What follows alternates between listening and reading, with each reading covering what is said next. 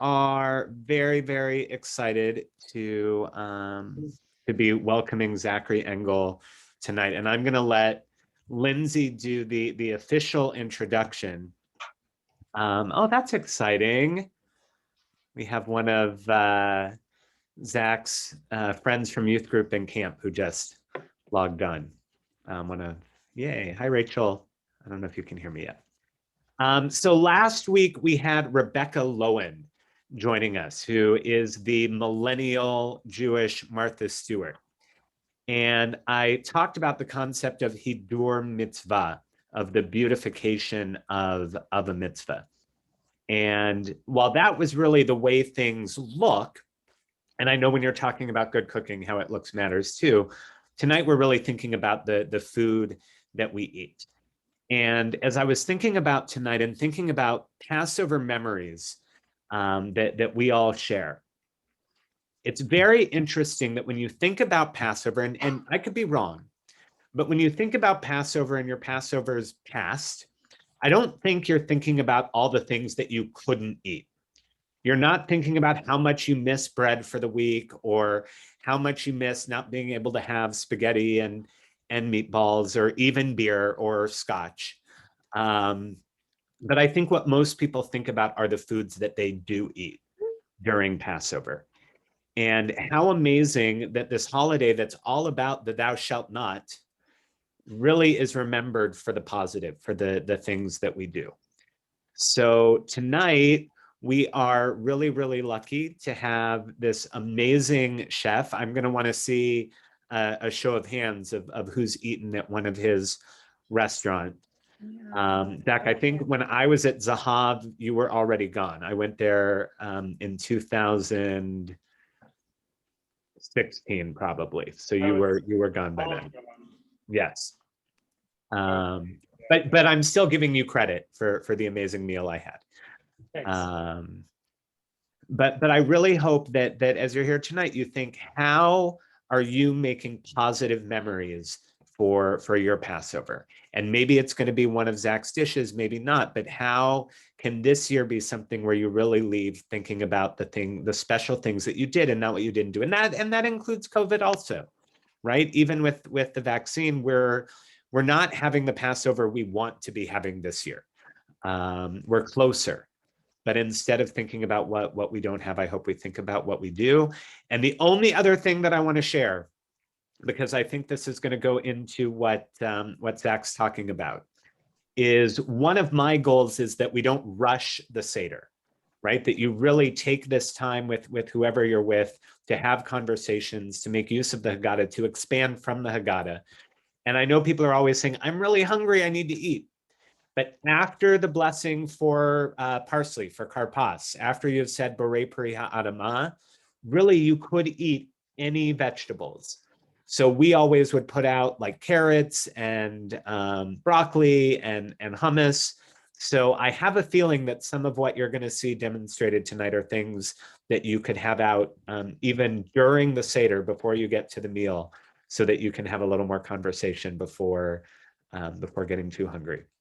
So Zach, thank you so much for being with us. I can't wait to learn from you and hopefully to make it up to Chicago soon to eat with you. But for now, I will turn things over to Lindsay.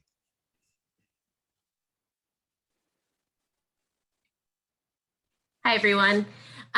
So as Rabbi said, one of the really great things that has come out of this experience has been an opportunity to really reconnect with people from my past Jewish journey.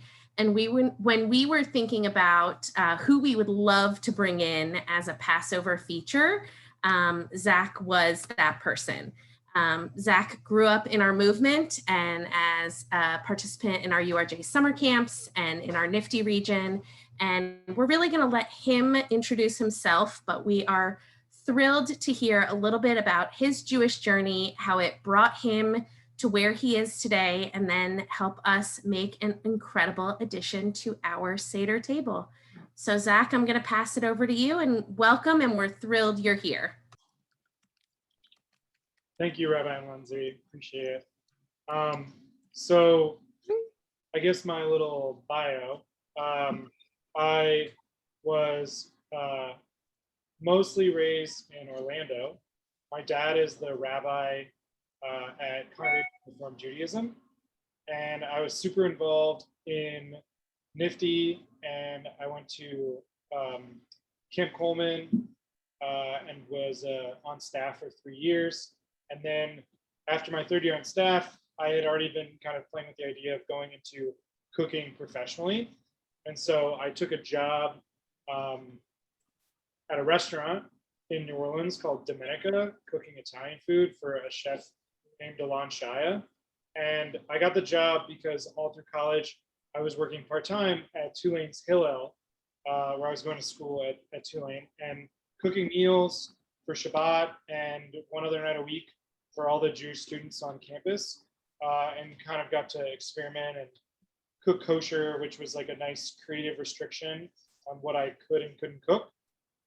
And everything from meatloaf to hamburgers to chicken marsala to, kosher jambalaya, that sort of thing. And Alon, I was recommended to work at Domenica through some Hillel board members very graciously, and that was my first kitchen job. After I graduated from Tulane, I moved to Philadelphia, and I worked for Mike Salmanoff at Zahav, which in 2010, no one had ever really heard of. And the year that I was there, kind of like things started to really snowball for him.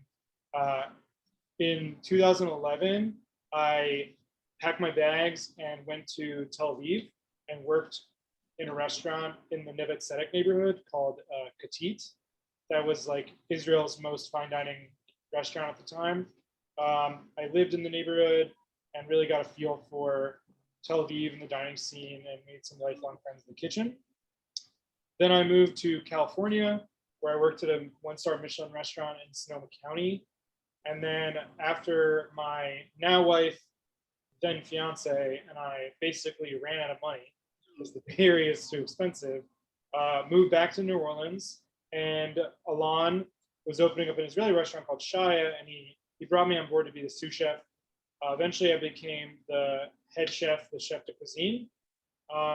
We became one of the most acclaimed restaurants in the country for doing a modern take on Israeli food using Louisiana ingredients. And then the restaurant won a Best New Restaurant Award from the James Beard Foundation in 2016. I subsequently won the Rising Star Chef Award from the James Beard Foundation in 2017. And then I began the process of finding investors and a restaurant space to open up my own restaurant, which is where we are right now in the kitchen at Galit.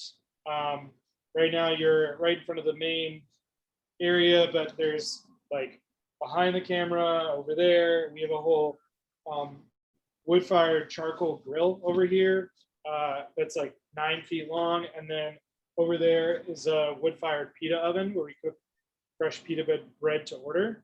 And I am doing this kind of food because I've kind of pursued it and learned a lot about it, but it's also a way for me to express my Judaism in sort of a non-traditional way. I really enjoy like getting to learn the foods of our heritage, cooking them, teaching them to young cooks, especially the Jewish ones that come through the door here. And I'll just kind of like start with the recipe.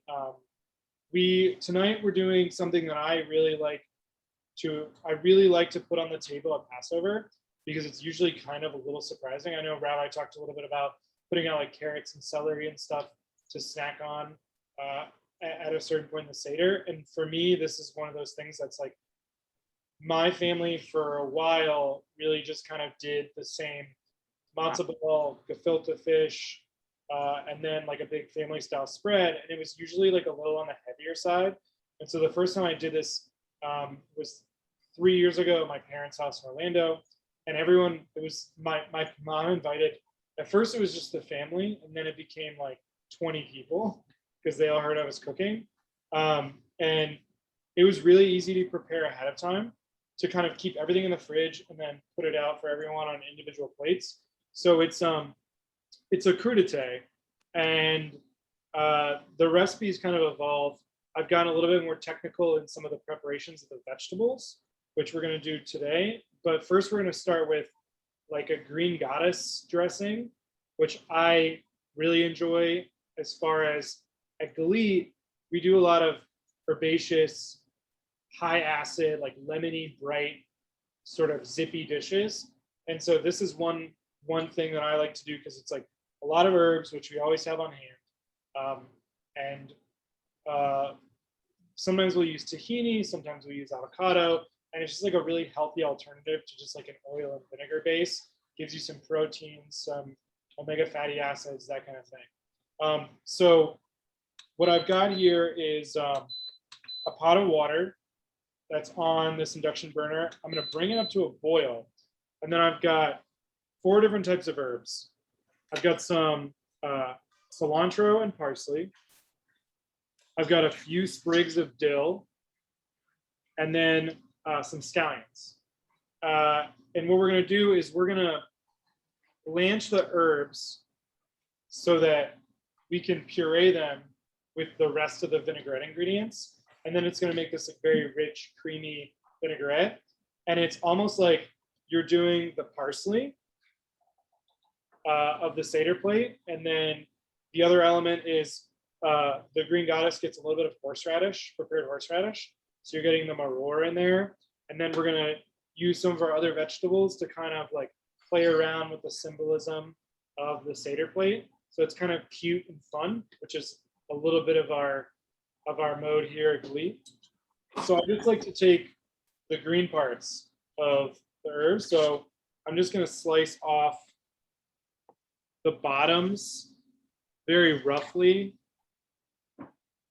of all the herbs. So I just kind of get the leafy bottom parts. And then I've got the water boiling. And there are 2 things I'm going to do that are kind of interesting and different that you might not know about. One is I'm going to add baking soda to this pot. What that does is it raises the pH of the water so that your herbs that you're cooking won't brown as quickly. And I'm just going to throw them all in, pack them all in there. And with like a long pair of tongs, just kind of move them around. I think you guys can see that pretty well over the pot. And I'm going to let those go for like a minute or 2 minutes. And over here, I've got this ice bath, as we call it in commercial kitchens. It's just water with a lot of ice in it so that the temperature of the herbs cools really quickly and it doesn't keep cooking. So I've got the baking soda in the pot, and then the rest of the ingredients we're pretty much just going to put into a blender. So I've got a couple of tablespoons of kosher salt, our horseradish, prepared horseradish, 5 tablespoons. In this bowl right here, I've just got a mixture of lemon juice and white wine vinegar, 4 tablespoons of white wine vinegar and 3 tablespoons of lemon juice. I like to mix and match. We like lemon juice in our vinaigrettes a lot, but we don't necessarily want to do all lemon juice because we want some of that like aged wine flavor from the white wine vinegar that's really nice. It adds a little complexity. So if you see a recipe and it's like, use all vinegar or use all lemon juice, like have fun, spice it up, mix it up. You can mix 2 types of vinegar too if you want. You can do apple cider and red wine, and that makes a really cool vinaigrette as well. So I've got the herbs, they're super soft. I'm gonna drop them right into that ice bath. Sort of mix them around so they spread around really nicely. And they get cooled down really quickly. I'm gonna move this pot out of the way. And I'm gonna start getting some more water up for the cooking of our vegetables. 7 cups of water. And we're just gonna turn that on and let it come up to a boil so that we're not slowed down while making the vinaigrette. So the vegetables or the herbs are really nice and blanched. And what I want to do is pull them out.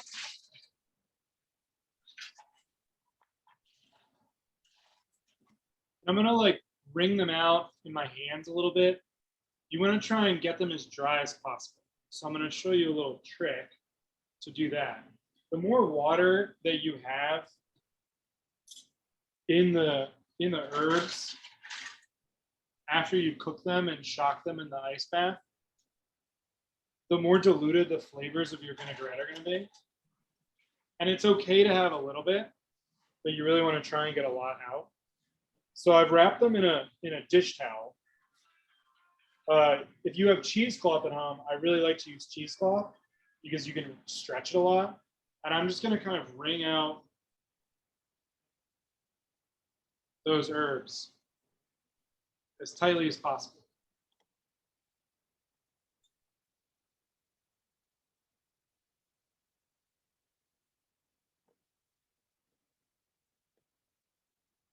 Oh. And then I'm going to chop them up really finely. If you put like anything that's like stringy in a blender, sometimes it gets caught. It gets caught and it can get trapped in your blender.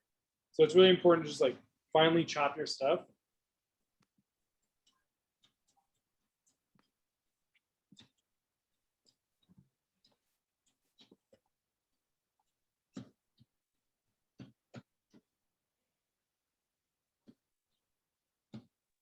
And I'll give it like once more over.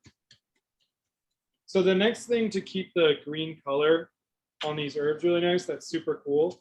And this is like a little trick we use in the restaurant a lot, is this product that you can really find in a lot of like health stores.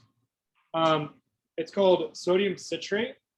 And basically what it is like, if you've ever heard of citric acid, you could put citric acid into foods that you want to like keep fresher, and it's usually used as a preservative in a lot of like pasteurized lemon juices and orange juice and stuff. They add it in there to extend the shelf life. What this is like the citric acid without the element of taste. So it has no acidity to it. So all it does is it prevents browning. So I just put a little bit in here just to show you how bright green it gets. I don't think that it's something you should have on hand at home if you ever did make this green goddess dressing. But I thought it was really cool to show everyone like little tips and tricks that we do in the restaurant that kind of like elevate our technique a little bit. And then I'm just going to take this avocado, open it up, remove the pit.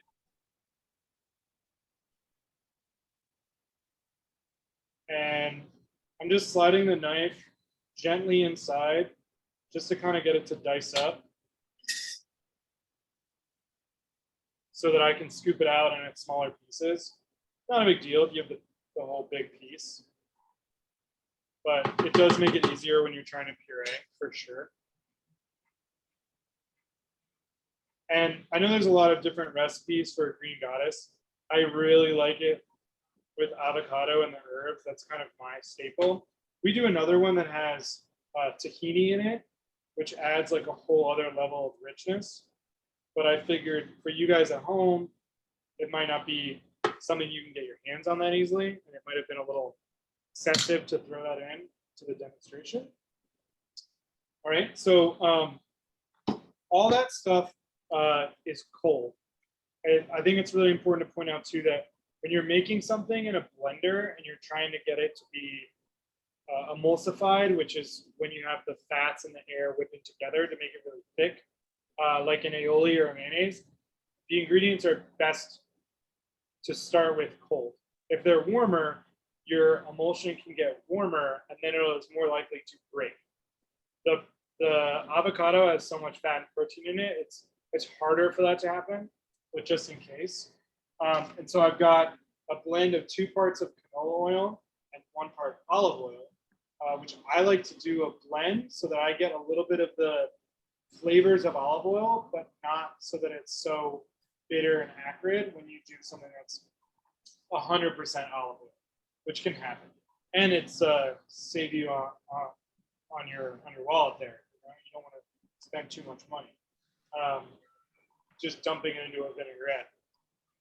So all that stuff's in there. And what I'm going to do is I'm just going to turn it on low speed just to kind of get it to go. And I left the ice bath over here because what I can do is I can take a couple of pieces of ice cubes because it's cold and it's just a little bit of water.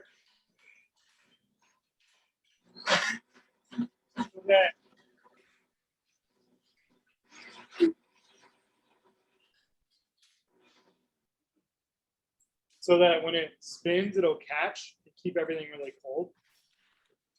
And then once it's kind of pureed a little bit, I can start to add the oil. And I'm just slowly, too thick. This is the fun part. See all the little tricks. If you have a blender with like a plunger, this is great. This guy is almost 2 years old, and we've probably had like 4 or 5 blenders, and they somehow seem to all disappear, the plunger. So we're just gonna roll with it tonight.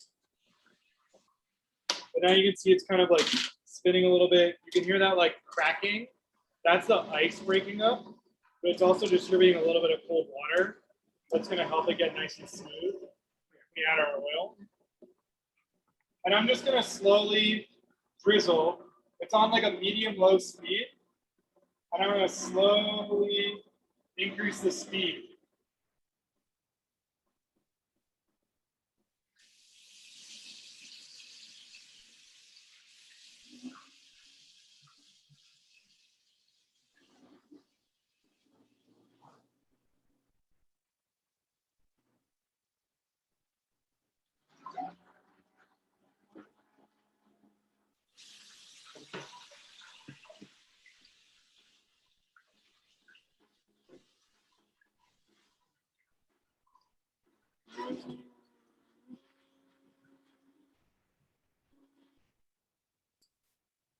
So there's like bubbles coming up because this is a really high power blender.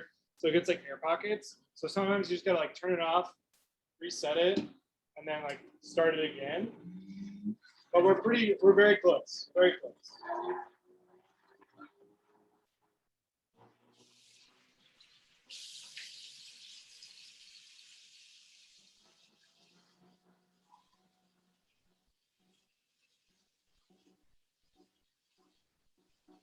In the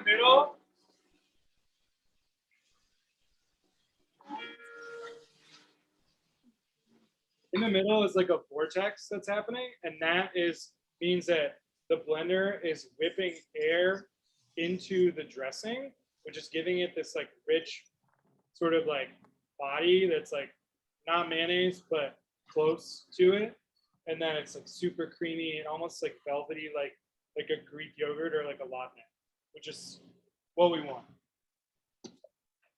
And then I can show you guys.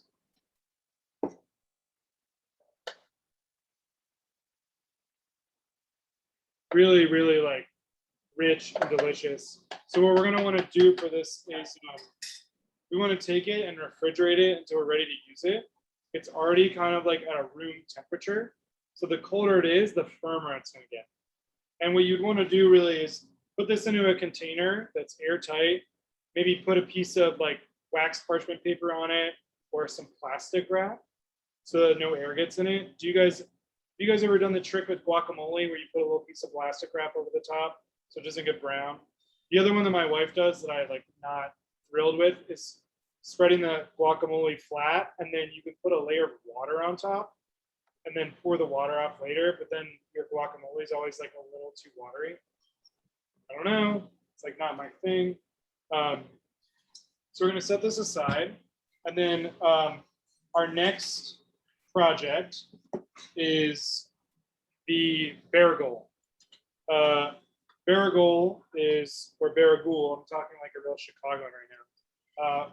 Baragul is like a technique in French cooking where you basically, the first use of it known is for artichokes, where you clean artichokes and then you create this like base of other vegetables, usually carrots, onions, celery, garlic, and then you add a bunch of white wine, and then you take the artichokes and you steam them inside of this vegetable white wine concoction. There's obviously evolution to food over time, and it's sort of weird to do that with like carrots, to like steam carrots or sunchokes, which is what we're going to be doing for the crudité today. And so I like to poach vegetables. I feel like you can get a lot of flavor in a liquid that will then diffuse into the vegetable as you're cooking it, if that makes sense. So like at the restaurant, we do like these poached carrots, and then they get tossed in a harissa and Dave molasses glaze after they've been grilled over charcoal, and then they get covered with feta and a hazelnut dukkha spice. And so it's a really easy way for us to get the vegetable cooked and tender, and it keeps for a long time, and it's super consistent. So I love a really good poach on something like that. So I've got several ingredients for the bergul. This is a cup of white wine. I've got some yellow onions, some garlic cloves, a few bay leaves, 1 lemon. We are going to add a good amount of salt. I know sometimes people are a little afraid of salt. This is a restaurant. We tend to season our food like well, some might say aggressively. You can use more or less. I know Lindsay has the copy of the recipe that should be available to everyone.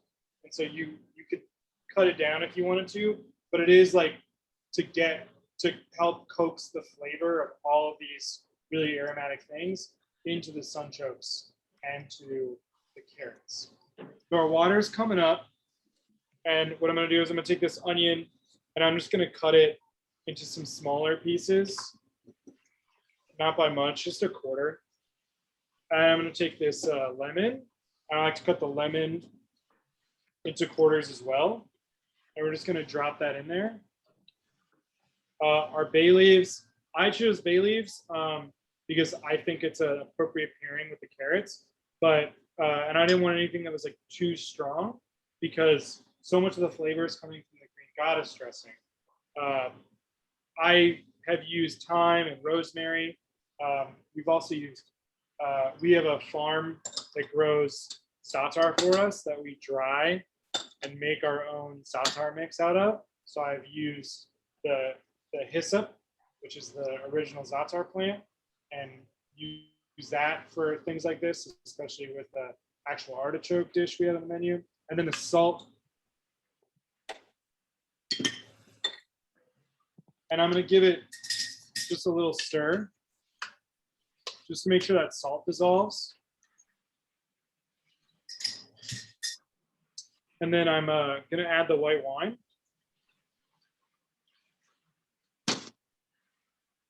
And while we're waiting for that to come up to the proper temperature. Oh boy. Now I'm missing my peeler.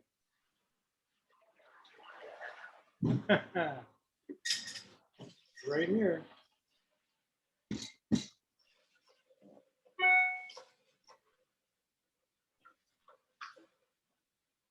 Okay. It disappeared, y'all. That's okay. So I've gotten these sunchokes, Jerusalem artichokes.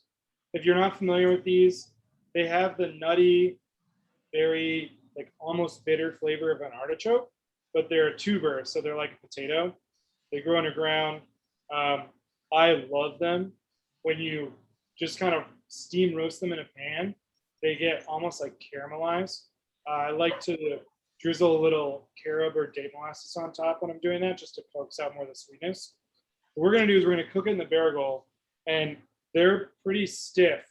You don't want to eat an undercooked sunchoke or Jerusalem artichoke because it'll make your stomach churn a little bit.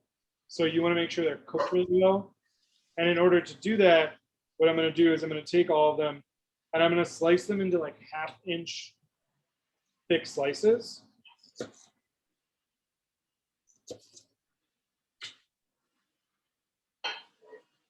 How thick that is? I'll bring it a little closer.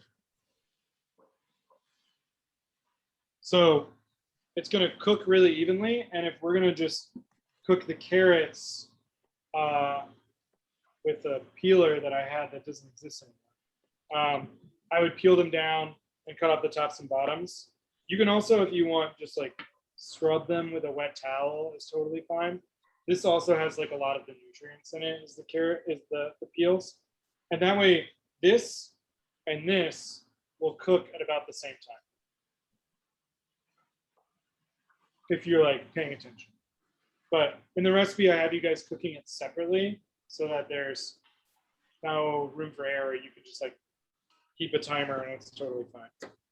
So I'm just cutting the tops and the bottoms off the carrots.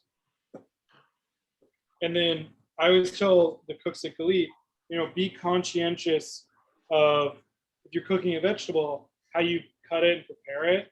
Because if you're cooking hundreds of carrots at the same time in the same pot or what have you, you want to make sure that they're going to all kind of finish around the same time, because you don't want to pick through each individual carrot. You want to have like an idea, test a couple, and they're all done. So this guy is significantly thicker than this guy. So what I would do in that case is cut it in half, and now it's about the same thickness. So we are boiling over here. The last part of the barigol that I'm going to add in, which seems a little silly, is 1 cup of extra virgin olive oil. And what that actually does is your vegetables are they're gonna float a little bit, and so the olive oil is gonna have like a cap over the top because it's not as dense as water, so it's gonna float, and it's gonna keep the vegetables a little bit more submerged because they will float a little bit above the water, but be held down by the oil. And then when you cool everything down, what I like to do is I like to pull all the vegetables out of the liquid, cool them on like a big baking sheet, allow the liquid to cool down to room temperature, and then I'll pour everything on top of the vegetables in a container, and it kind of lets them like marinate in that liquid a little bit longer and develop more flavor. It's also,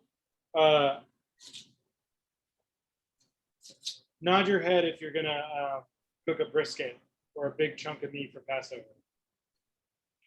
We're doing smoked pastrami in our charcoal smoker, but it's the same thing applies to like if you're cooking a big piece of meat and you're slow cooking it, braising in the oven. It's actually better if you cook it the day before and let it sit in a refrigerator overnight in that liquid, and then reheat it, because it's just going to absorb more of that flavor as it rests. It's like resting a steak.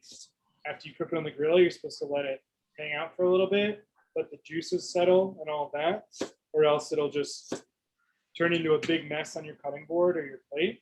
So it's kind of the same idea. It's like let everything settle, treat it respectfully, relax, everything's going to be okay. Cooking's not really that difficult, you know. Everyone gets a little frantic, but just relax yourself, enjoy yourself. It's going to be okay. So I've got the carrots and the sunchokes poaching in the barigol. See if I can do a little overhead for you guys. Can you see that? Nice golden color.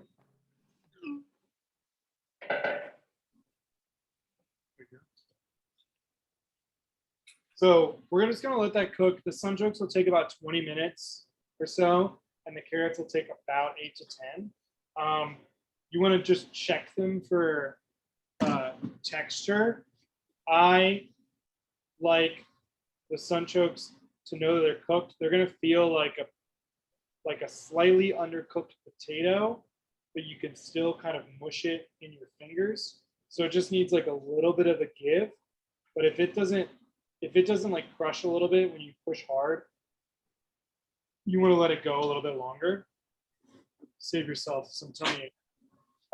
And then the carrots, it's kind of up to you. Some people like their carrots a little more snap. I like them sort of like more enjoyably sometimes, especially if I'm like sitting and it's part of like a crudité plate, a little bit more tender. So I like to go for like almost like a soft to the bite, not quite a cooked in your brisket pan kind of carrot where it's like almost mush and it barely resembles a carrot anymore. I kind of just want a little bit of tenderness. So I've actually got some that I did earlier. And so they're a little like floppy, but still have a snap. And then the Sunchokes, I've got them and I am able to like pinch them and mush them. So that's kind of what you're going for with these guys. And that pretty much covers the cooking aspect of it. And I'll show you the crudité plate. So this is going to be on our carry-out menu that we're doing for Passover, which we, as of an hour ago, I'm pretty sure are sold out. Max capacity for the day on Saturday.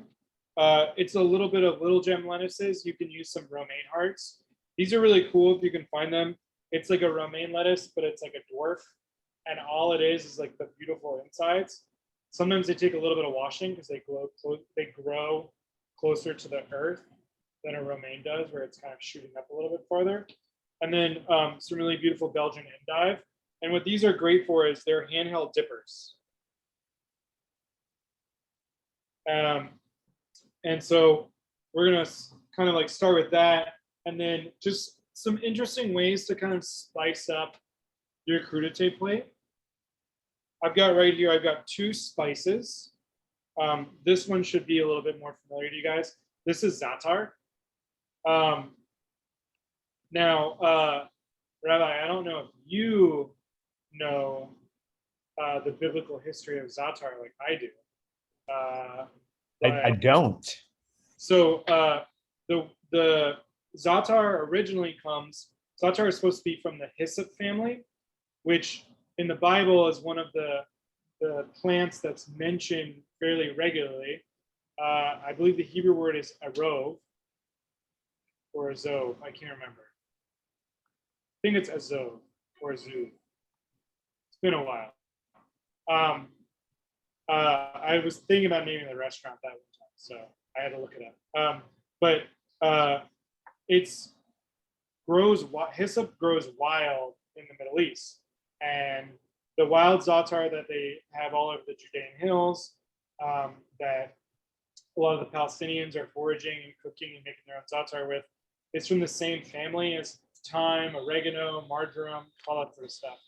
And they used hyssop as the brush to paint the doorposts of the houses of all the Israelites with lamb's blood. And so that was actually what was used. So it seems somewhat appropriate, especially because sesame is now allowed to be eaten for Passover. The last few years, they changed it, I think. That we can sprinkle some Zatar for our herbs. And then I've also got this really beautiful spice. This is called Galil spice. There is this really wonderful guy, his name is Lior Levsarkars. He has a company called La Boite. La Boite is based out of New York.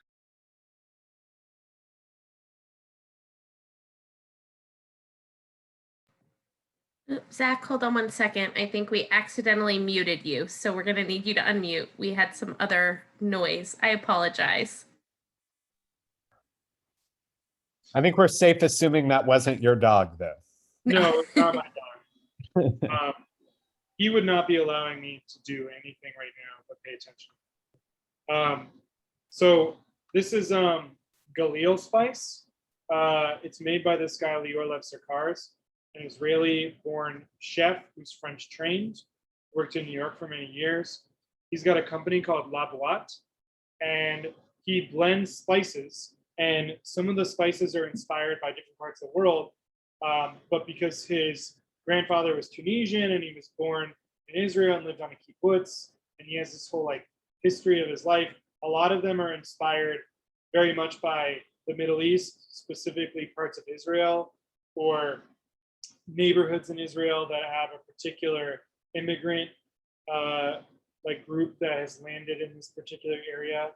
One of his spices is called Shibazi, and it's like the Yemenite sauce swoog, and it's named after Shibazi Street, which is in the original Yemenite quarter, Tel Aviv. So he gets cute with it. But Galil is really beautiful. It's dried lemon verbena, sage, and cardamom. So it's like very floral and herbaceous. And so I love it as just like a little bit of spice on top of something like a crudité. It just puts it at like a whole other level, which is really fantastic. And then I've got some other vegetables. We've got obviously our carrots, which I'm just gonna slice on a nice diagonal.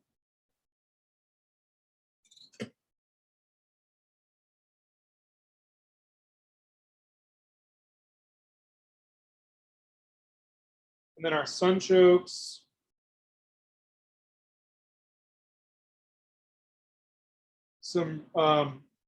This to me is like the easy one, right? Is cucumbers, just some sliced cucumbers laid out. And then I love a good radish. I like to cut them about 1/4 of an inch thick. And they just get like a nice peppery crispiness that they really hold up really well. So if you're preparing a crudité plate like this for your Seder, and you could have anywhere from 2 people to 20. If you're 20, good luck. I'm praying for you. I've done that before. And probably not this year, I assume, but it holds up really well. And the whole thing is you can just cover this with a damp paper towel and put it in your refrigerator and then pull it out when you're ready to go. And then we would just take a little bit of that sauce. And this is our, this is the one that we just made recently.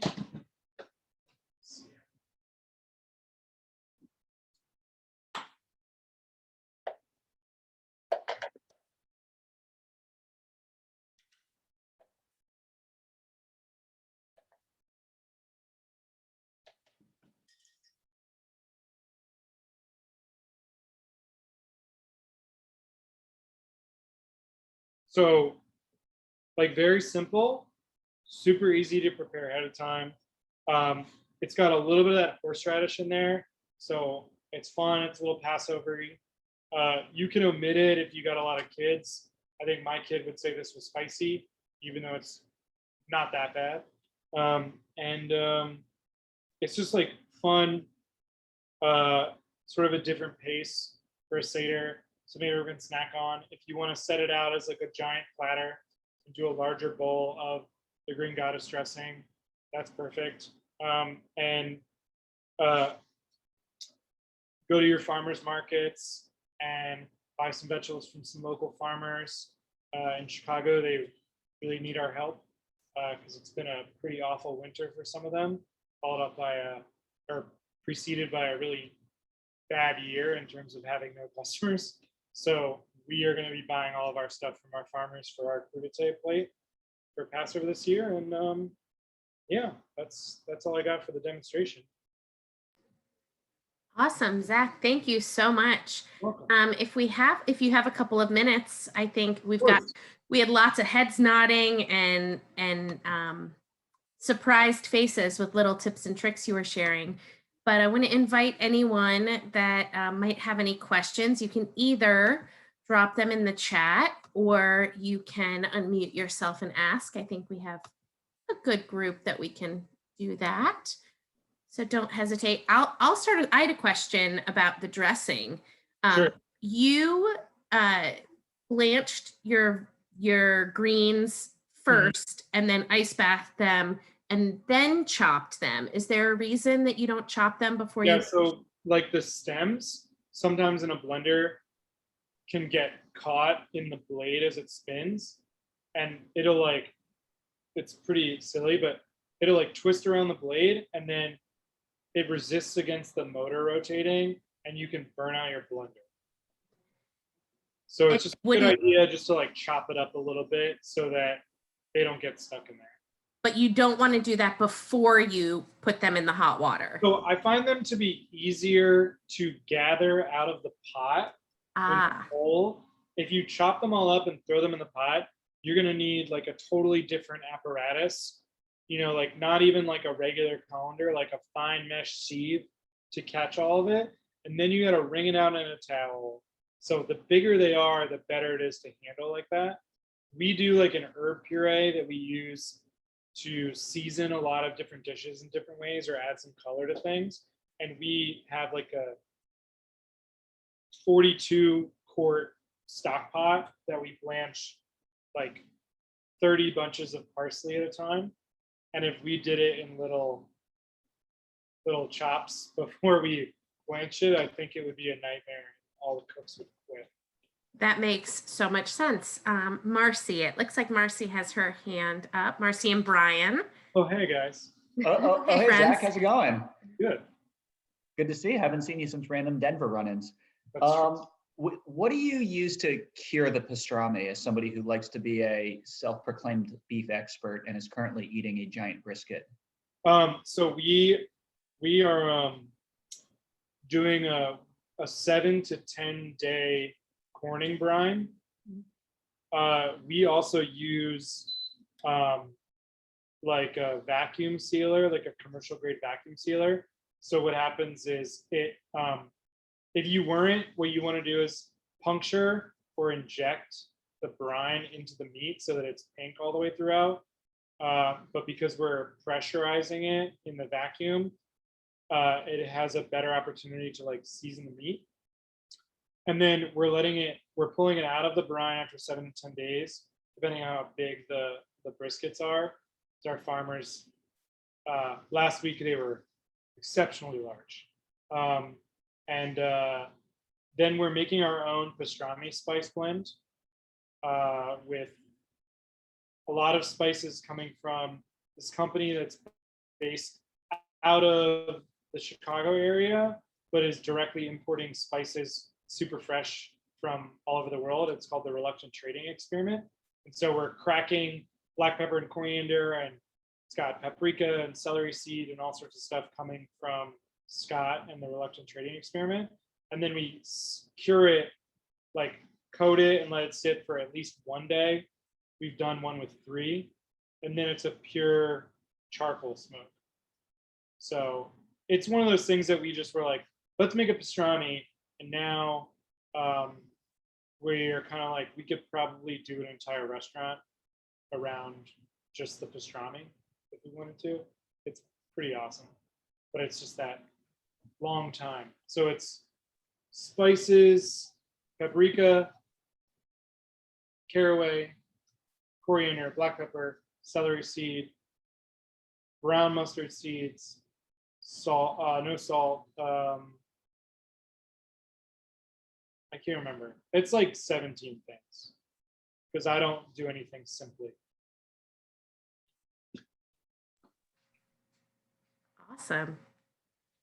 Anyone want, you can raise your hand, you can drop it in the chat, or you can feel free to unmute yourself. I'm gonna have a little dinner. Zach, it kind of looks like your whole, like a whole cabin of your camp friends might be on the call tonight. Probably. So I'll jump on. Hey, former camp friend of Zach and Hello. home chef who doesn't eat avocado and happens to have tahini. If I were to make the green goddess dressing and put a little tahini in as opposed to the avocado, still good? Still works? I think so. I would go about it a little differently. I would like, sorry, I'm like eating a radish. I would blanch the herbs and chop them up and puree them in like the vinegar and the lemon juice. And then I would do a prepared tahini recipe where you take the raw tahini and you add the lemon juice and the garlic and the ice water, which I'm more than happy to share with you, of course. So it has like the thicker tahini sauce, and kind of fold the two into each other. Because if you puree the tahini in the blender, it actually might get too thick, and you would have to end up adding way more liquid to it, and then it would end up either being super vinegary or super watery, depending on what you were adding. So that's a better way to go about it. You could probably substitute 1 cup of the prepared tahini for an avocado. Great, thanks.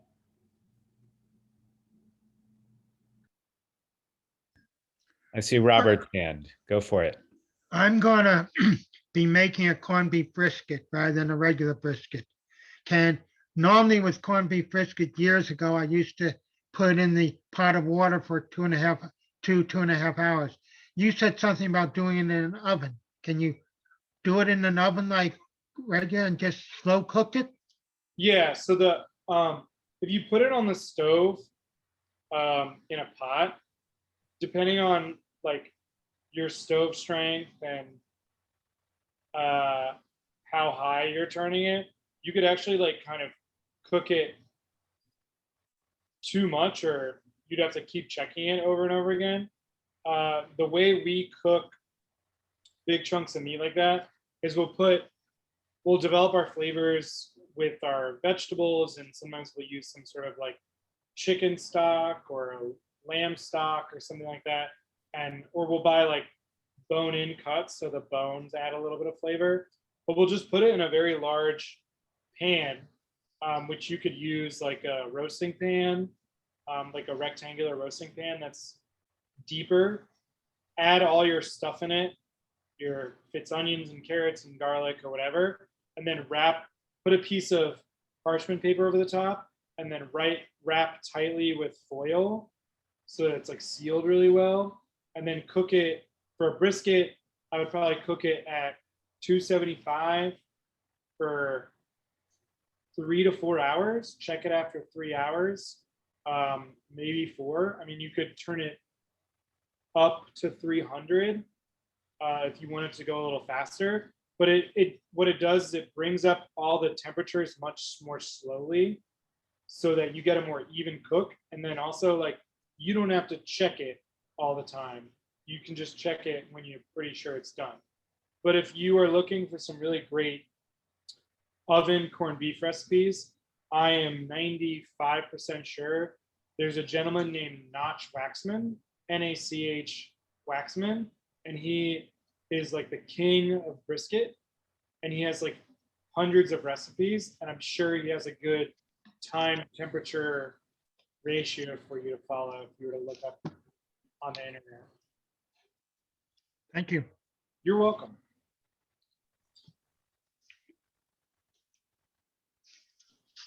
I'm an open book, guys. You can ask me anything. Doesn't have to be about this stuff. This is fantastic. Just scrolling through to see if anyone else has their hand up or a.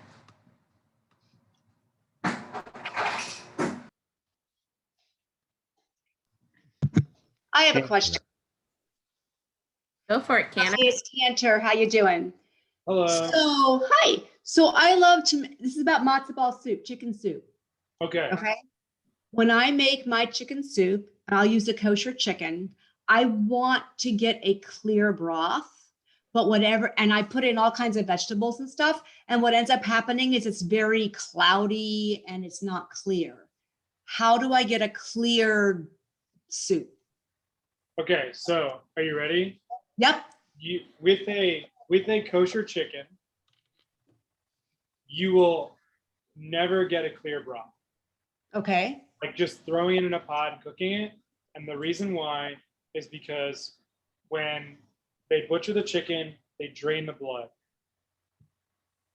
The blood in a chicken is the thing that coagulates all the proteins and makes them rise to the surface for a really clear broth.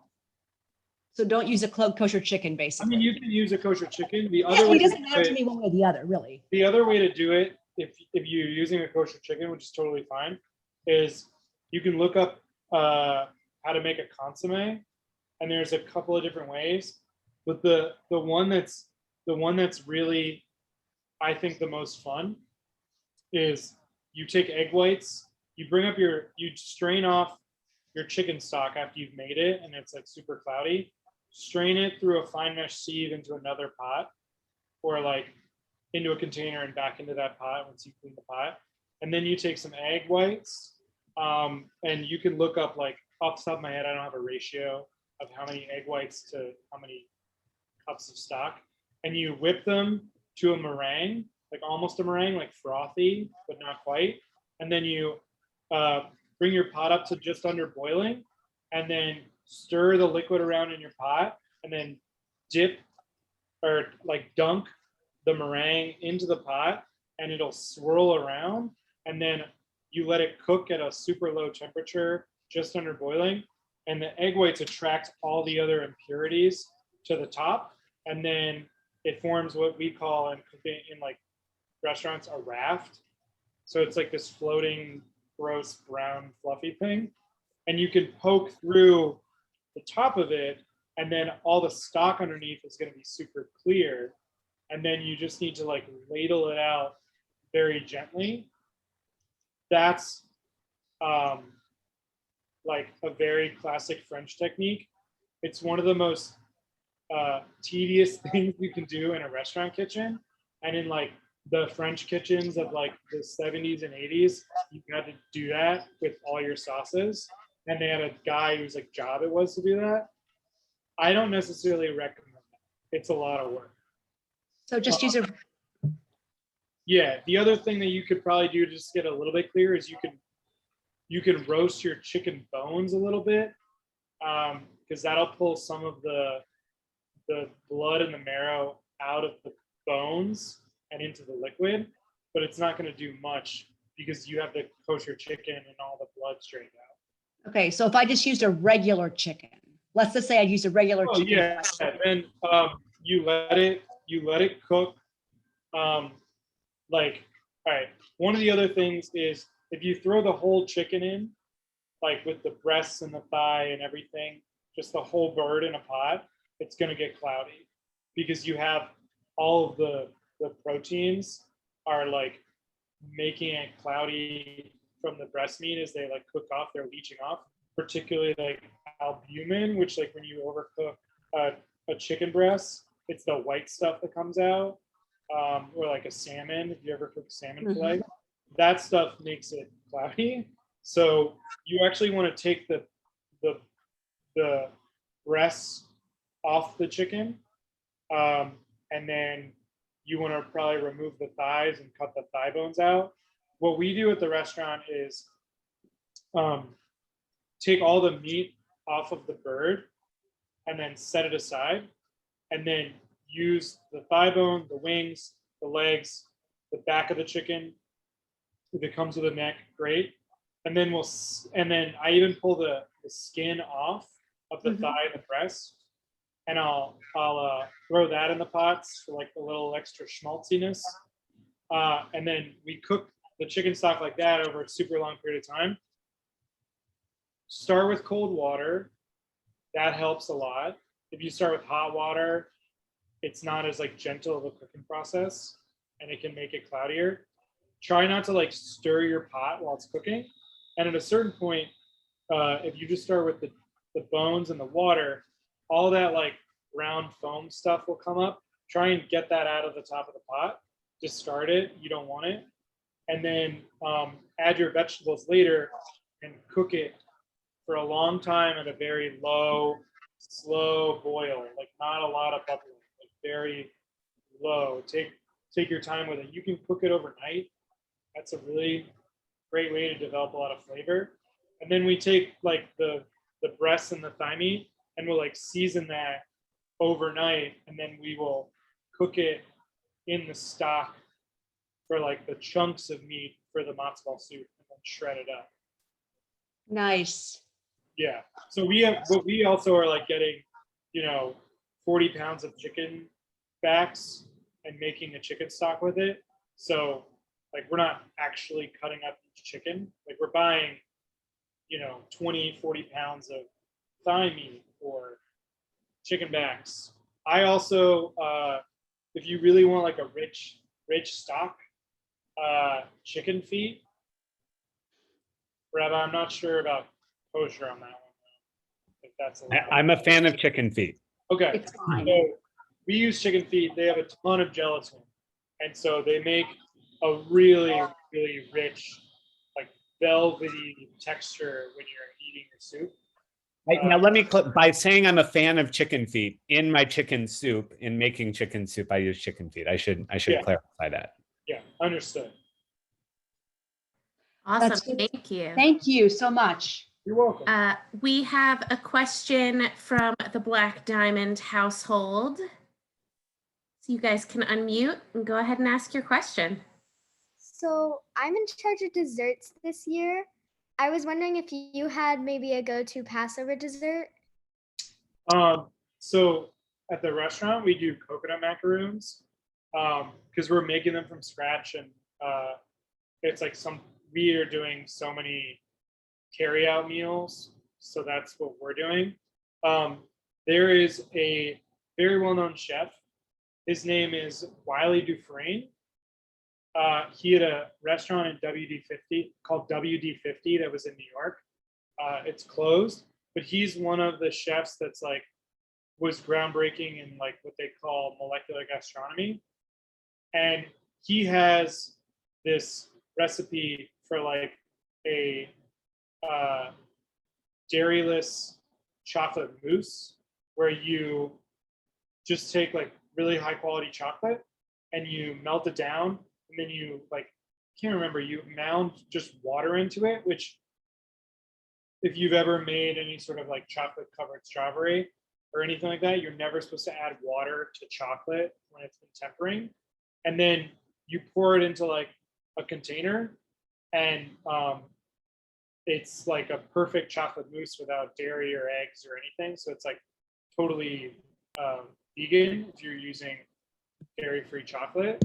And that is pretty awesome to serve at Passover, because then you can like take the Manischewitz macaroons and dip it in there, and it's like a really awesome chocolate pudding that's super decadent and over the top. That's one that my wife makes a lot for Passover. That's pretty fun because we try and keep our Seder dairy-free. So that's one of my go-tos. I have a friend that just came out with a cookbook called Jewish, Jake Cohen, and he has some pretty cool Passover recipes with desserts in them. And I saw one the other day and I can't remember what it was, but I was like, that's a really good idea. I think it's like matzah tiramisu. Like pretty sure. And that would be pretty cool to try too. Thank you. You're very welcome. Watch out, Zach. She may be coming for your job. Please take it. Awesome. Does anyone else have any burning questions? Marcy Kornfeld mentioned in the chat, Jake Cohen? He's shocked. We went to Israel together last year. And the Levy frame is laughing, as is the Glazer frame. So, well, with that, I think if there aren't any other questions, oh, Max, you can go ahead and unmute and ask your question. Oh, Zach, was just going to say hello, Hello. and hope all is well. I was fortunate enough to get to experience Zach's cooking in DC like 2 years ago with another restaurant, and Zach, it was an incredible meal. So thank you for putting that on. But I was just going to ask, one, how have kind of you all transformed during COVID? And I just sent Lindsay to post around the relief fund in like a follow-up email for the restaurant. But I was curious, how have you guys kind of done with outdoor seating, or are you guys doing, you mentioned curbside, are you guys doing any nationwide shipping or anything? Because I would be a big fan of that. So we've kind of dabbled in, I think, everything at this point. We mostly stick to takeout and carry out. We have some pretty great customers that are consistent with ordering like on a weekly basis. And that's the thing that's like paying the bills more than anything else we tried. During the summer, we got like a temporary patio license. So we were able to use that for a little bit. And then like cases spiked pretty hard in October, and we've been closed for indoor dining since. And we've changed the menu so that it's like very takeout friendly, so that it's super consistent when it like leaves the door to when it gets to your home. So that's been like a really interesting transition. We don't sell a lot of alcohol, which is like the business model is now very different in terms of that. We're doing a few like pre-packaged items. Some of them are being sold locally, and a few we're shipping ourselves nationwide, like our Zatar spice, and we make an everything bagel spice that's pretty great. There's a few things that are like more perishable that we're not able to, like our harissa, we're only selling in Chicago because it just like won't last through shipping. And it's like an $8 bottle. So if the shipping costs were like $25, I don't know if someone would pay like $35 for a bottle of harissa. So we kind of stopped that one. And then we're gonna just keep on waiting until it's safe to reopen. Our staff's getting vaccinated like last week and this week. So we cook burgers and fried chicken sandwiches, and we have to this was more of a fine dining establishment, and everything was share plates and like family style. So we've really changed a lot from what we were doing before. All of our cocktails are in to-go containers, and it's very weird, but it's kind of like we're used to it at this point. I would do a lot for that brisket hummus though. So if that. Oh man, you and everyone else. It's Yeah. staying here. It's staying here. There's got to be a reason for people to actually come to the restaurant at some point. You know, we can't just send everything out. You've had a few people already mentioning as soon as they can travel to Chicago, they will be making reservations with you. So I That's think you have a new fan base in Tampa. You've got to let whoever handles your reservations know. If anyone says they're from Schaarai Zedek in Tampa, they ultimately get the reservation of their choice. And if you ever want to do a Tampa pop-up, I have a kitchen for you. All right. Awesome. Well, Zach, we can't thank you enough for this evening. It was wonderful. Your recipe is on our website, zedek.org/Passover. As Rabbi mentioned in the chat, his Lunch and Learn ham and cheese on matzah ? Is a little bit later this week, and we'd love to have you join us for that. And we wish everyone and we hope to see you at our drive-through on Saturday morning, our Passover Exodus experience. And with that, we really wish everyone a very happy and healthy Passover.